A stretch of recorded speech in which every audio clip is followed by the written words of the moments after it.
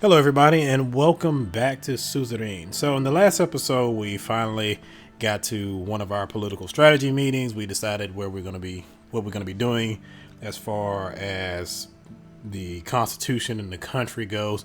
So now we're going to be working on, I believe, the economic situation is what's left. There's discussing the media strategy. There's also the economic briefing that we're going to have to attend later on as well.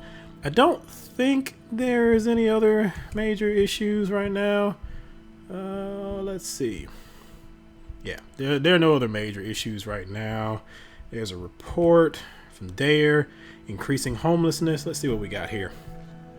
The region of Bergia is among the worst hit regions in Switzerland, where the homelessness skyrocketed since the economic recession. The number of homeless in the city of Dare is more likely to have increased by 25% in the last year. The rise was particularly stark among Buddhist people, where homelessness increased by 72% in just 6 years. It is reported that homelessness among ethnic minorities has reached the highest level in more than a decade. The Buddhist minority of the region now account for up to 47% of all homeless people. So yeah, that's a big problem. And again, the Buddhist is a minority in the country and they are going through some problems right now. They had a problem, I believe, with Tarkin Sol when he was the president. I believe he removed a lot of rights that they had and things like that. Of course, these are things that we can read in the codex. So let's take a look over here really quickly. Let's see.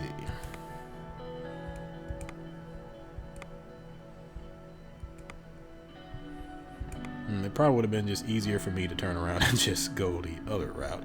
Let me see if there was actually a shortcut for that. Get back over here. Oh, and as you can see, you can click on any one of the regions on the map and it'll bring up the little codex entry for it. And of course you can read more for the different regions. There's a lot. There's a lot there to read. So again, I'm recording these videos in succession, so I won't know if anybody left any comments on the last video or anything like that. I'm going to assume that they did not, but again, I won't know until after the fact. So if I'm doing things that were not recommended in the last video, I apologize. So, god dang it, I seem to have lost the thing for the Buddhist community. Let's see. I believe there is a political party for it, so I can just come over here. Oh god, there's a search function. I didn't even know that, so. Okay, so we can look at the Buddhist Freedom Party and the Buddhist Freedom Front. Let's see here. Now this doesn't actually have anything about the Buddhist Party in particular. I mean the Buddhist people in particular. It's just the actual party in and of itself. However, I do believe if you go to the codex, there is a entry for the history. Yes. Let's see.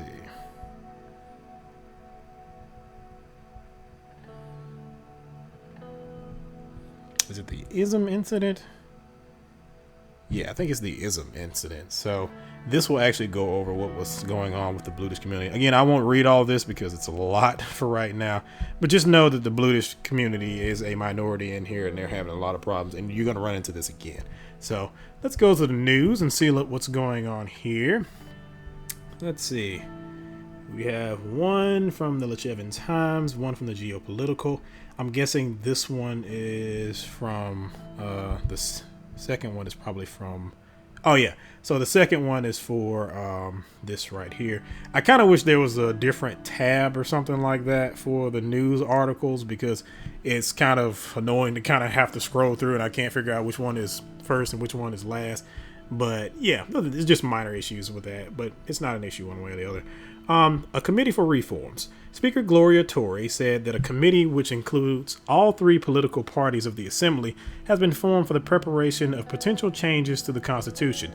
The committee has been asked to submit a comprehensive report to find a solution for the current problematic state of affairs in the governmental institutions.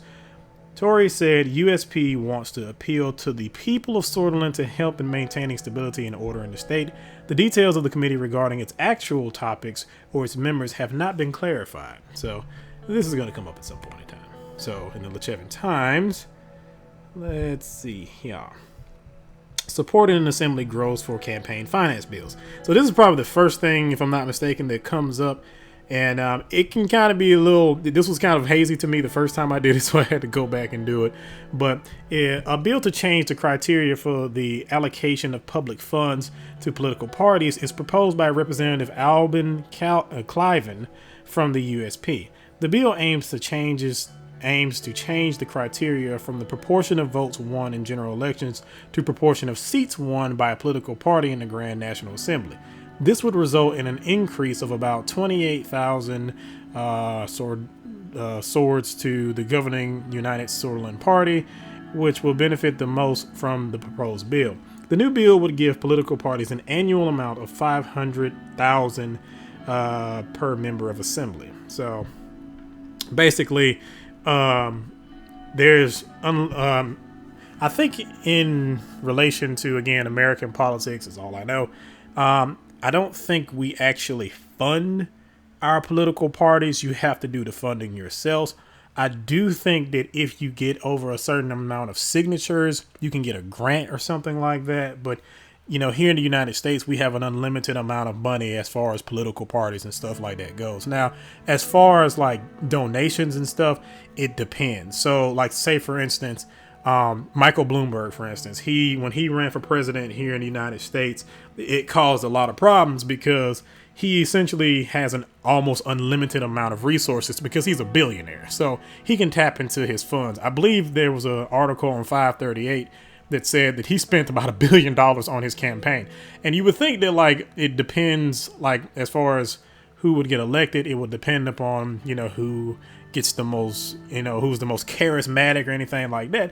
Not necessarily, because in his case, he could just basically drown out the competition because he had so much money. So he literally went from being like not even like non-existent as far as polling went to being like within the top 3 or 4 by the time he actually could qualify for debates. Now, of course, by the time he got to the debates and he actually had to debate, he was eviscerated. But still, like, money actually means a lot. Whereas like in other countries, you can't do that. Like I think in the United Kingdom, they don't even allow them to run ads or anything on TV. You have to campaign by yourself and you can only spend like a certain amount of money. Whereas in the United States, our last election, I think $4 billion was spent or something like that. When Obama was president, he spent about $2 or $3 billion with the election. So we spend lots of money on elections, whereas here it's a completely different story. This bill here is proposing that basically whoever has the more votes, or it's dependent upon the votes in the assembly, they would get a certain amount of money per seats that they have. And of course, because we have more seats, we would get more money as opposed to the other parties. So this is going to cause some problems. This wasn't really clear to me at first, I guess, because of the wording of it or whatnot, but this isn't popular with everybody else because they feel like this will, cause it to have more problems.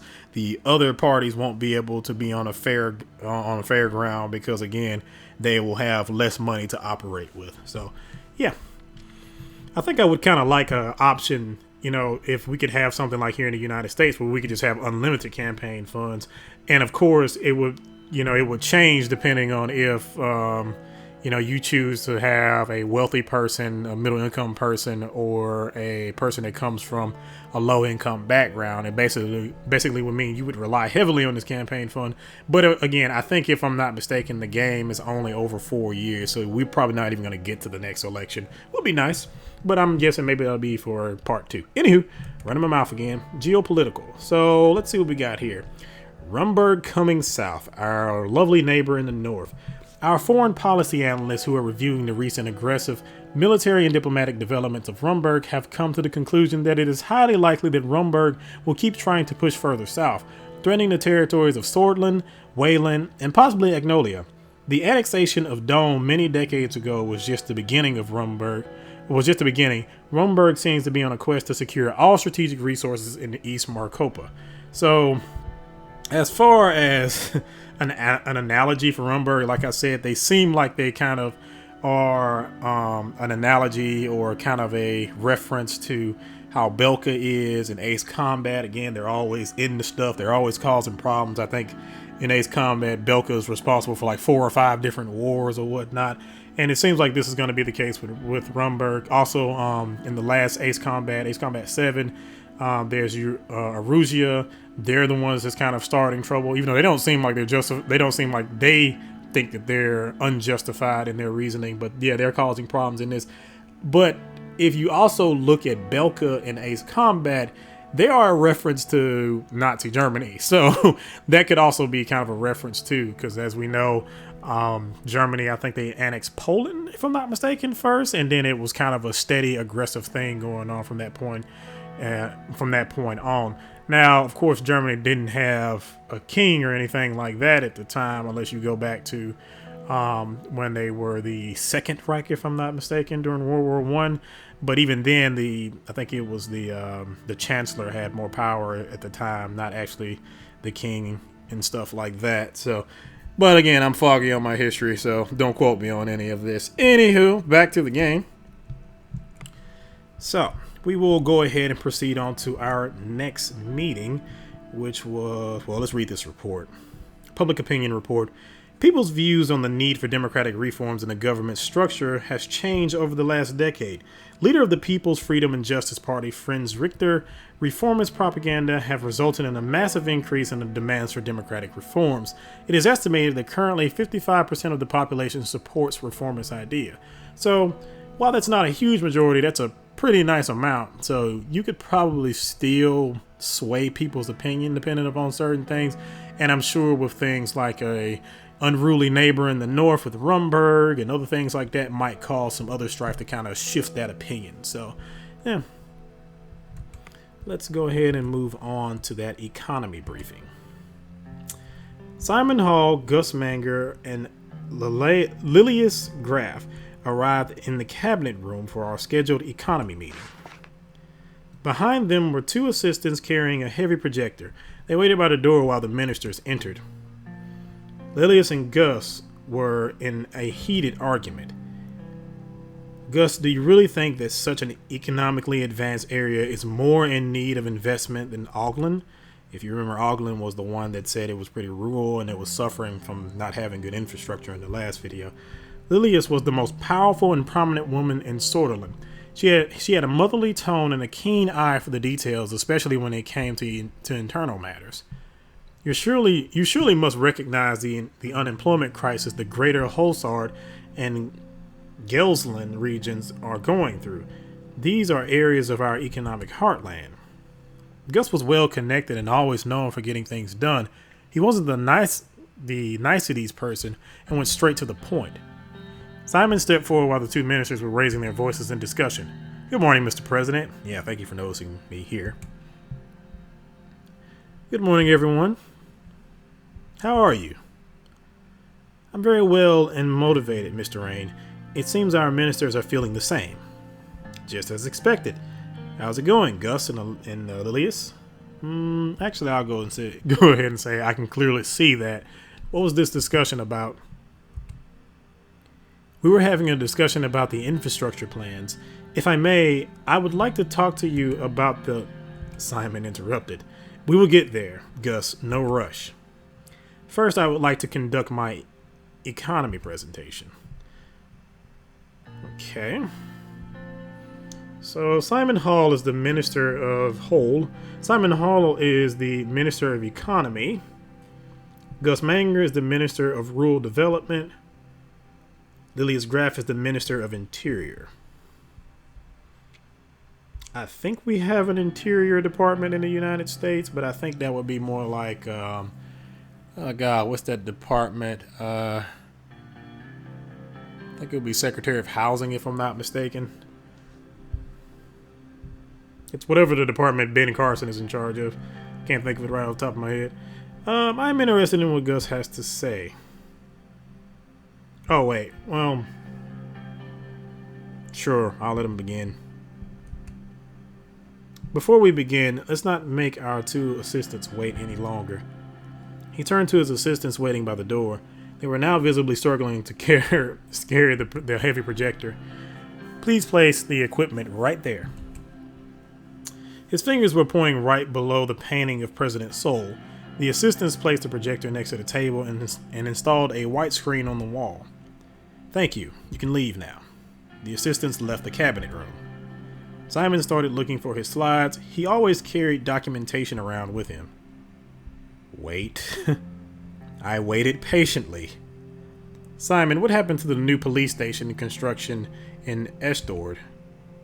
While going through his briefcase, he's paused for a moment to answer. It got stalled due to a government property boundary issue. I've been meaning to look at it sometime. I can take a look at that one. Estord needs all the security help it can get. Sure. More time for me to spend on other matters. At that very moment, he found his slides. There have been some development about the Swordfish Wren losing further value today. We have been trying to stabilize it with the central bank. The recession of 51 put enormous pressure on the economy, resulting in the collapse of the value of our currency. The entire situation was a significant cause of concern for our administration. What would you like to know about the current economic situation? I mean, I'd need to know everything. So, what is our GDP and debt situation? Our current GDP is 310 billion Swordfish Wren, and the national debt is 527 billion. It is still hard to fathom that we lost nearly 200 billion in wealth. The past 8 years were tough. What is our unemployment and inflation rate? Unemployment has skyrocketed and is now at a staggering 16%, and the inflation is at a relative high of 7%. Unemployment is increasing crime and drug use. We need to get people off the streets. The inflation isn't helping our average citizen either. So I guess to put that into perspective, I think what unemployment right now is, well, I can't really quantify it, but I think there are about 40 million people unemployed in the United States right now. So yeah, it's not great. And I don't know about the inflation. I think our inflation is, of course, much lower, but it's pretty bad. So, well, it's not that bad, but it's bad. So let's see. What is the status of the recession? The economy has been in a recession of about minus 5% for the past 4 years. The average GDP has dropped from 15,454 Ren per capita to 9,359. Jesus Christ. This administration's success depends upon our ability to stop the recession. The sooner we can reach the GDP growth, the better. I have all the information needed. Let's move on to the economic strategy. Now, of course, I said in my campaign that I was going to go for a more planned economy, so that's what I intend to do. Simon scattered the paper stack in front of him in an orderly manner and took a final look at his notes before clearing his throat. One of our main promises was to promote a planned economy to stop the recession. To be frank, I still don't think this was a good idea. We shouldn't go back to Solonomics is the reason of the recession. Now, if you remember in that little article we had earlier, they tried to say that it wasn't that the reason why we got into the recession wasn't because of the opening up of our economy to private businesses and stuff like that. It was actually due to the fact that the planned economy caused it or whatever. So they're kind of biased in their opinion, but of course everybody has a axe to grind, I guess you can say. Self-sufficiency will help us in tough times. Simon ignored the statement. And of course, Lilius is more on the socialist side. She thinks we should keep our jobs here, that the government needs to mandate contracts and things like that, whereas everybody else, because of whatever leanings they pretty much have, is more on the side of we need to have other companies come in from other countries and to get things like that. So, what are the downsides of the planned economy? It is clear that most of the state corporation and other government-controlled systems are less efficient. The government of Sutherland and its institution or corporations have a solid history of delivering. Surely we still have the option to make economic choices on a case-by-case basis. And that is true. Now, while you did turn around and say, like I did say in my campaign, that I want to turn around and use a planned economy, that doesn't mean that I actually have to turn around and do that. Now, for instance, in one choice, I turned around, and you'll see this later on, there are 2 projects that you can choose from. And in one of my playthroughs, I chose to have a government company do it and everything, and so on and so forth. And I had to deal with the consequences of that. In another one, I turned around and still chose to have a planned economy, but I had private businesses coming in order to deal with it. Now, that was a foreign business that could cause problems later on based off of certain things, but it may mean that the project gets done faster because they have better technology and they have better workers and stuff like that. However, on the downside of that, it may cause the recession to deepen further because people in my country aren't actually working. It is a outside company coming to do it. So there's still many different ways you can tackle a situation. So that is, however, not recommended in my point of view. Last thing we need is a chaotic economic plan. And that's right, you don't need to have this up and down economic plan going on right now. Again, the United States, we can attest to that. Finally, something we can both agree on. Simon put forward a legal document outlining the possibilities with both economic doctrines listed. The cabinet members looked at me. We have to thank Sol and his planned economy for the boom. It clearly shows the success of the system. Let's finish what Alfonso started with the capitalist free market reforms. His path was going to enrich Sutherland. Would a planned economy focus bring us stronger allies? What's our long-term economic schedule? So, I do want to know if the planned economy can bring us stronger allies, which I think it would, because there is a neighbor to our northeast here that is a part of the not USSR. And I'm assuming if we go more towards a planned economy, we could build up stronger ties with them, which could mean they could help us out later on by giving us more jobs. They did say that they're willing to make certain concessions, so maybe we can renegotiate some contracts there or negotiate some contracts. This could also help us out militarily as well. So let's see what our allies, or what the allies, would think. It would make United Cantana diplomatically look at our country in a more positive light. They are proponents of the planned economy. The influence Arcasia has on the world economy is extensive. Our economic strategy should be based on internal reasoning, though. One thing I'm also kind of curious about this, too, is that this is a fictional game. And now, of course, in real life, we do know that the USSR fell apart, so on and so forth. I wonder if, because of this, somewhat, you can basically say this is a Cold War going on. I do wonder if we choose to turn around and be on the side of United Cantana, would that mean that we can help them win the not Cold War? Or if we choose to be on Arcasia's side, can we choose to kind of influence it so Arcasia can win the not Cold War? So, again, we're going to thank Sol for the economic boom because of its planned economy, again, because we're staring on this side. Precisely the reason why we should stick to the old system. State planning and regulation have shown great success in the 30s. Now, I'm going to be honest with you. I do have reservations about this because now that we have oligarchs in our country and stuff like that, I feel like this could cause problems because now there's there are people in this country now that have a lot of power, and you're going to see that later on too. So I kind of feel like this is going to kind of make you almost force you to a certain degree to be more heavy-handed when it comes to dealing with those companies or whatnot. But I guess it also depends upon how strong your military is and how strong your police force is, if they're not being bought off. Only for a limited time until even Tarquin Sol himself discovered the limits of the system. The slowdown began during his rule, remember? What is our long-term economic schedule? Picking a construction company, trade relations, tax reform, and welfare privatization or nationalization initiatives would be some of them. So as you can already see, there's going to be a lot of major choices here. So I think as far as this game, as far as the demo goes, you're going to see the construction company part. That's going to be the main thing. But then trade relations, tax reform, and welfare privatization or nationalization is going to be in the full game. And you can already imagine how that's going to go. Tax reform, lowering of taxes or raising taxes in order to try and, generate revenue for the government for these big projects.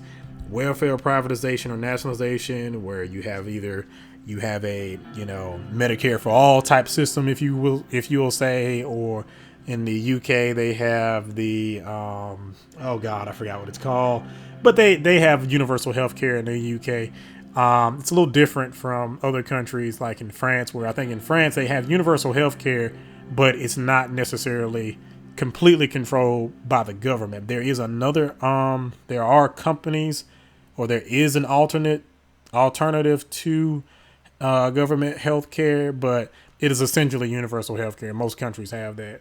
Or it could be like here in the United States, where it's like, hey, you have all the different insurance companies and stuff like that. This is a central question that's being asked in the United States right now. So guess what? You're going to have to choose in that particular case too. There's also welfare reform too.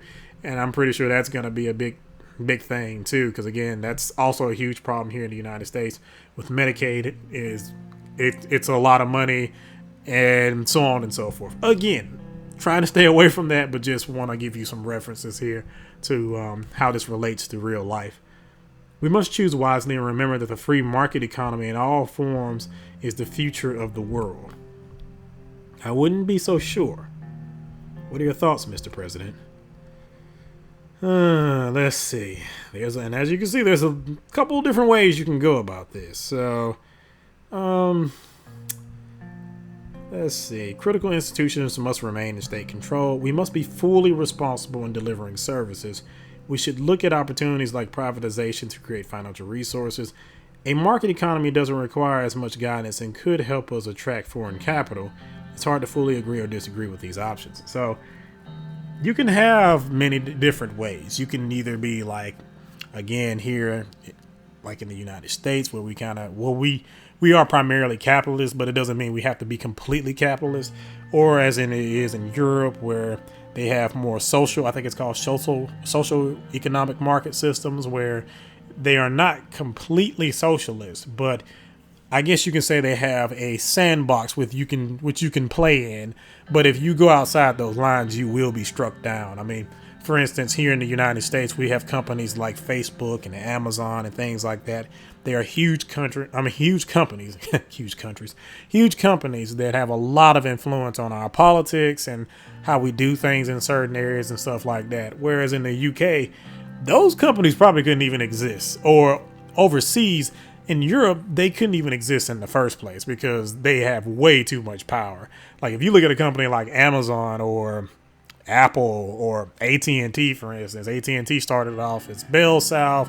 It acquired other companies, became Singular, so on and so forth.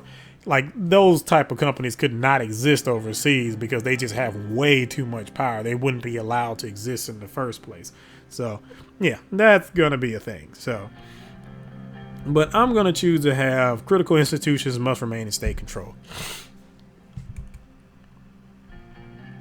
Few could be, and it wouldn't be negative. It wouldn't be negative, but either way, you make the choices. We're going to have some problems. I can see it. So what will our general economic plan promote? We are going to promote a planned economy as we promised. Now, honestly, if I had it my way, I would want a more social market economy, but again, I'm going all in on the socialism. Not sure if we made the right decision here. I would also go all in on firing you. Now that there is clarity on which direction we are heading, I will work on a good plan accordingly. This concludes our meeting, and on the next gathering, we will talk about the upcoming infrastructure investment plan. Now that the economic direction was taken, the ministers dispersed for lunch at the Maroon Palace. Okay, so that's the next thing down. And now we have some more decisions open up. We also have some more reports opening up because time is passing by. Also, I wish that there was some kind of indication of how much time is passing by. I'm still not really sure sometimes. But again, little things. So these are all being kind of ironed out as the game comes along. Let me see. We have an infrastructure report for the area of Linkirk. The recent collapse of the tourism industry in Linkirk has led to a substantial reduction in trade traffic and road maintenance. The road network is currently in service and is in need of substantial improvement. Ports, country roads, and bridges similarly suffer from a lack of investments. Firms doing business in Linkirk report a significant shortage of warehousing facilities, particularly refrigerated warehousing facilities, with implications both for the transportation system and the ability to serve the population's basic food and health needs. If I remember correctly, there was one area that also had a malnutrition problem too, so that's a thing. Let's see what's going on here in Gill's Sword. Infrastructure report. The recession led to a reduction in rail assets, with more than a fifth of the railway network itself antiquated, being mothballed in the recent years. While the main lines of the railway network are currently in service, increasing demand in goods from Gill's Sword to the capital is pushing the network to its limits. The rail signaling system in the region dates from the middle of the last century. Little typo there. From the middle of the last century, and is also in need of improvement. Okay, so that's a problem there that we're going to have to look at. What's going on down here in Sarna? Promising agricultural growth. For the first time in 3 years, the agricultural output of Sarna has increased. Many experts link it both to the drop in temperatures and the new farming practices that started being followed in the recent years. Additionally, farmers are now accessing more generous credit allowances from the government that was left over from Alfonso's administration. The Ministry of Agriculture reports that the agriculture industry of the region has the potential to become a powerhouse in the future if investments persist. So you can imagine how that's going to ricochet. I'm also assuming that depending on certain projects that we take up, if we focus more in the north, that's probably going to take away from that. It may cause that to collapse. It may cause this to be a bit of a problem later on. But again, we'll just have to see how certain things go. What do we have here? Increasing unemployment in Morna. The number of people filing for unemployment in Morna continues to rise as the recession continues. The changes in economic conditions is historic and stunning in its speed, said the mayor of Morna. In the aftermath of the crisis of 1951, the unemployment rate in Morna reached 9% in 1952, a year after the financial crisis. The last 6 months have almost erased all the gains in employment over the last 2 decades. So this recession is really deep and really bad. Borderline of depression. Pretty much a depression. So, yeah. Let's see what we have as far as the news goes. We don't have any new articles from the geopolitical side. Let's see what the Radical has to say. Nationalist violence. Okay. I see that that's also different. This came up differently than the last article did. The last article, the new article was at the bottom. This one's at the top. Like that. Nationalist violence. A man in his 20s has been beaten with baseball bats in a paramilitary-style attack in Arvery. The man claims to have been attacked because his ethnic background as a Agno-Sordis citizen. He was approached during a walk at the park by a group of right-wing extremists who were suspected of being regulars at the local National Front Party office. The group inflicted injuries to his legs and arms, police said. The man was brought to the hospital after making his way to a nearby property. The police service of Arvery said it was a brutal attack for which there is no justification. There is no place for attacks such as this in our society, said Eric Neal, mayor of Arvery, and called for unity and urged restraint from the populace. So, that's a problem, as you can see. Switzerland today, they know about our economic meeting. Contacts close to the government report that yesterday, Switzerland's economic policies have been planned behind closed doors. Shortly after the meeting that was also attended by President Rain, the Ministry of Economy has released a statement regarding their short-term economic plans, which include the promotion of planned economy. So, as you can see, that's also kind of a veiled thing that you can see there. They have contacts within our government, so something to keep an eye on. We have freezing temperatures. The Meteorological Institute has reported the record low temperatures of 29 in the city of Suzerain. A warning for frostbite has been issued in the cities of southern Bergia. People are advised not to go out unless they have to due to a risk of frostbite. Schools are closed for this period. Okay. So that's that. All right, we're all caught up on the news now. What other things that we have? We have invest in infrastructure over there. And we have to discuss the media strategy over here. So we'll go ahead and take a look at that before we look at the infrastructure. Lucien and Peter arrived at my office to talk about recent developments in the media strategy. They both took their seats across from me. Lucien put on his reading glasses and quickly went over some documents. Peter turned to Lucien and nodded. Let's begin. First of all, Lucien, you mentioned that Marcel Coronati contacted you. Coronati family has always been known as one of the richest and most influential families in Switzerland. The person Peter mentioned, Marcel Coronati, was no exception to this fact. So yeah, this is the son, if I'm not mistaken, of the guy from the Heart of Switzerland conglomerate. I can't really think of a good analogy for that except for Rupert Murdoch's son. I cannot think of his son's name, but yeah. Or if you've seen the show, oh God, what's the name of that show on HBO? They have the family with they're in the media and stuff like that. I can't think of the name of that either. I need to watch it. I only watched one episode. Anywho, I'm getting sidetracked. Marcel Coronati is a millionaire businessman and investor, best known as a board member of the HOS conglomerate, one of Switzerland's largest. He is the son of the influential media tycoon Konrad Coronati, the current CEO of HOS. As board member of HOS, he is known to have great influence over the HOS newspaper and the Swedish Broadcasting Corporation, as well as several TV channels owned by his father.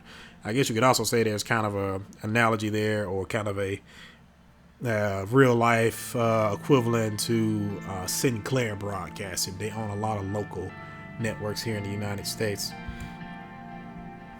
He was, after all, the eldest son of Konrad Coronati, the industrialist and media mogul who founded HOS, the richest man in all of Switzerland.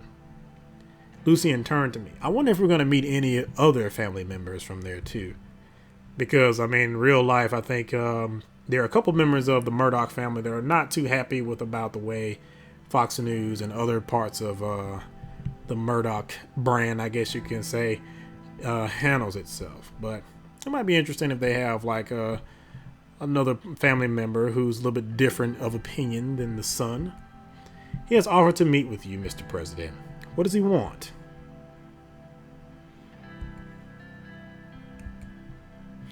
Well, after the passing of his father, may he rest in peace, Marcel aims to become the next CEO of the HOS conglomerate. He mentioned a productive collaboration. They are a powerful and influential media conglomerate. To start with, they own the Switzerland Today newspaper, the Swedish Broadcasting Corporation, which means it would be wise to have them by our side. Sorry for interrupting. What does this productive collaboration entail? He did not wish to explain the details over the phone, but rather in person, believing I will be receiving a call from him sometime soon, or I believe. However, as Peter said, they have a substantial power over the content of media outlets, headlines, radio shows. That is what he would be offering. What he wants in return is what we need to understand. But let's not get ahead of ourselves. First, we need to determine our general approach to media.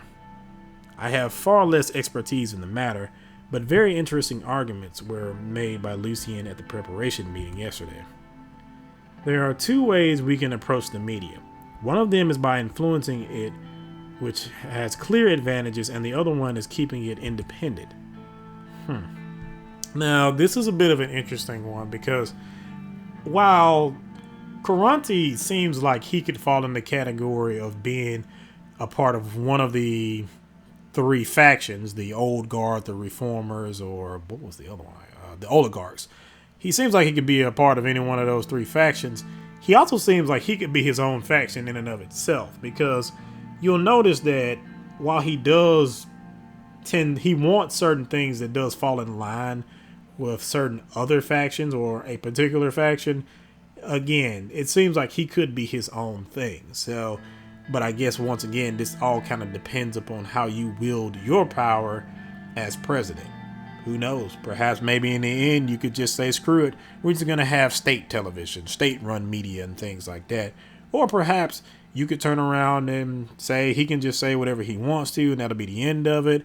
And you're going to have to deal with the consequences of it. So, for this purpose, I'm going to say the media must be independent, because I've played this before. The option of the media is a tool to be used. While I do think you could turn around and play that route, I think it's going to be kind of hard to play that route as a more socialist leaning person. So that's how we're just going to go with it for right now.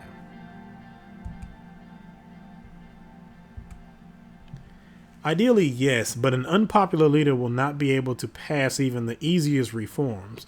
It is of the utmost importance to maintain the public popularity and avoid any damaging scandals or mistakes. I must stress one thing, Mr. President. The more people we have on our side supporting our agenda, the more we can accomplish. With someone on our side in an influential media organization, we can do this very easily. I see what you're getting at. And you're not wrong. I agree with Lucien, but isn't there another way to avoid these issues? We can always hope for the best. Do we really think that nothing can go wrong, especially considering the near-term history of Swordland? 2 knocks were heard on the door. Please come in. The secretary entered the room.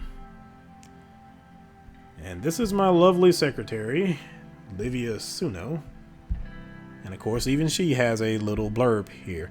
I can only imagine that this is going to turn into a problem. So, yeah, I don't know how this is going to turn into a problem.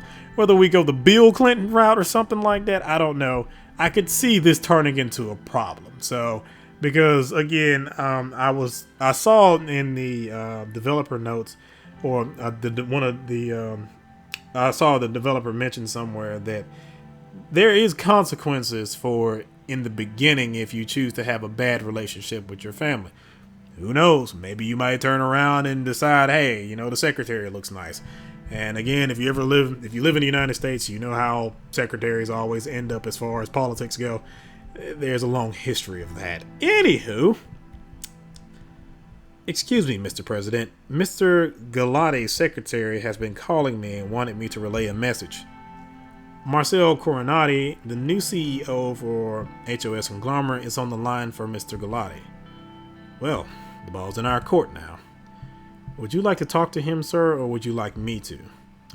I'm going to have my secretary, I'm going to have my chief strategist do it. I don't necessarily want to be tied up with this, but I think he should do it to kind of keep me detached from this. So you go ahead, connect the line to my office. Right away, sir. Connecting the call to the line. The secretary left the room and the phone started ringing. Lucien picked up the phone and started to listen. A few minutes passed as the two talked over the phone. Good news indeed. Congratulations, Mr. Coronati. Thank you for contacting me about this. We will talk later. Lucien Galati put the phone down. What was so important that it couldn't wait? He was just elected to be the CEO by the board of directors. He offered a partnership deal regarding his media branch. He is inviting us to his resort near Conrad for a meeting. The board has decided rather quickly. It seems that they gave him the confidence to approach us again. He's going to offer a real deal and now has the power of the conglomerate too.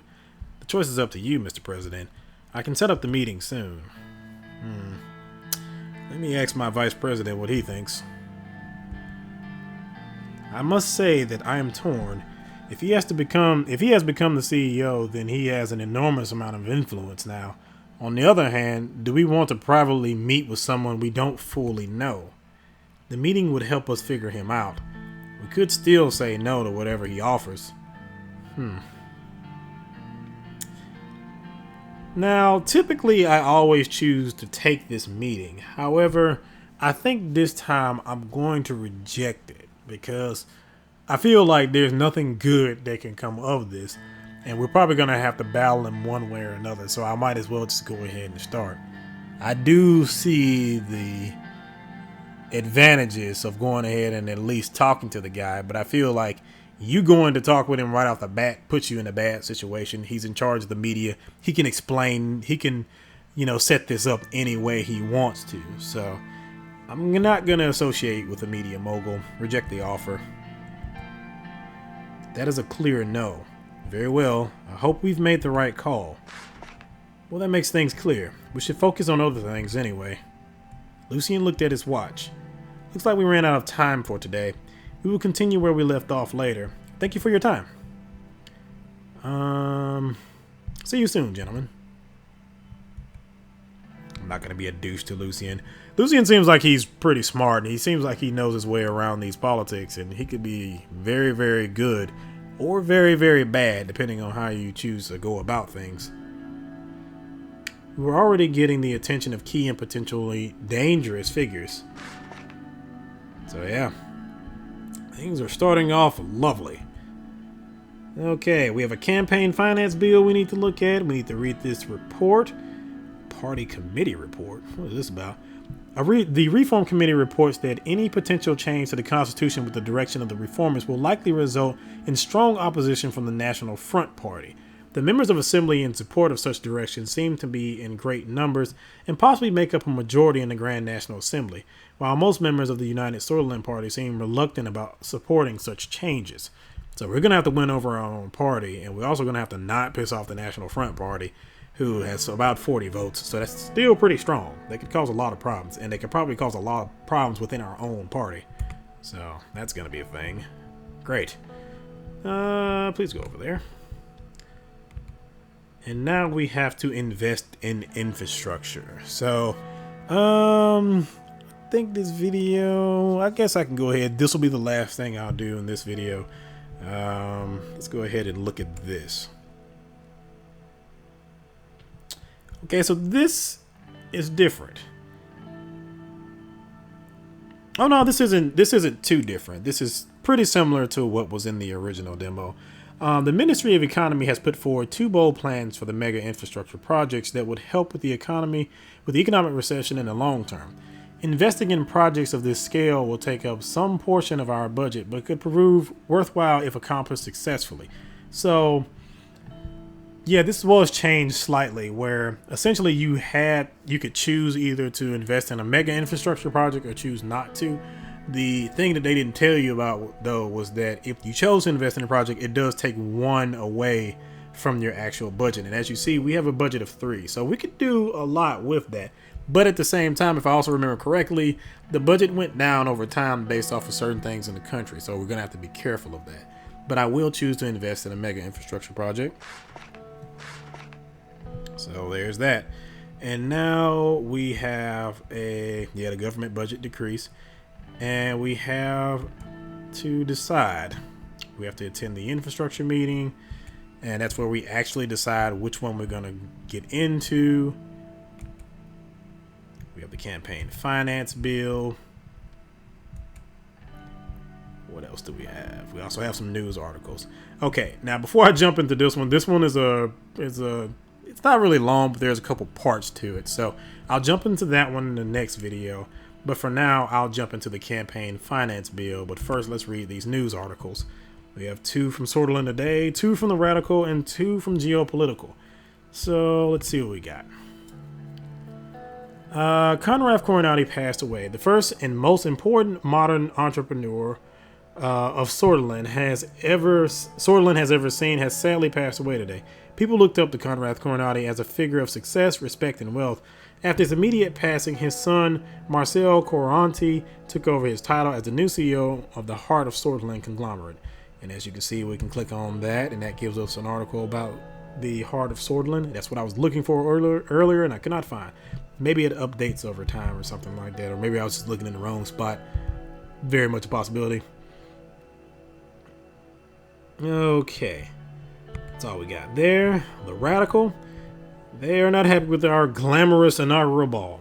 The whole sword elite gathers for a lavish state ball. Many citizens in the country are uncertain about their own future, but the state has no problems with wasting taxpayers' money right from the start.